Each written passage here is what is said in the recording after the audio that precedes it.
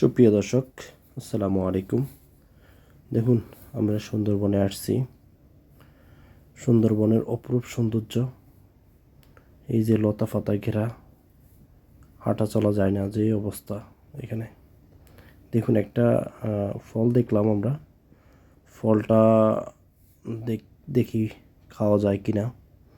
আসলে সুন্দরবনের ফল, কী ফল খাওয়া যায় বা কী ফল খাওয়া যায় না, দেখুন আপনারা দেখতেছেন। হ্যাঁ, এই ফলটা যদি খাওয়া যায় তাহলে আমরা খাবো। আসলে আমরা জানি না এই ফলটা কি খাওয়া যায় কি না। আমরা আসছি দেখার জন্য, হাঁটতেছি, দেখতেছি, ঘুরতেছি।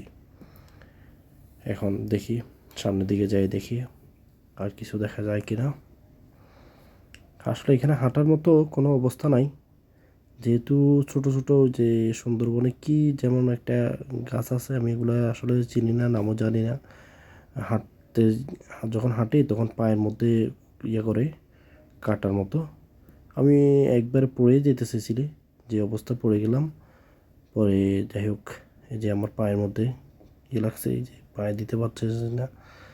এই যে গোলপাতা গাছ, সুন্দরবনের ঐতিহ্যবাহী গাছ গোলপাতা গাছ। এই গোলপাতা গাছ আমরা এখনো বেশি ভিতরে যাই নাই, যেহেতু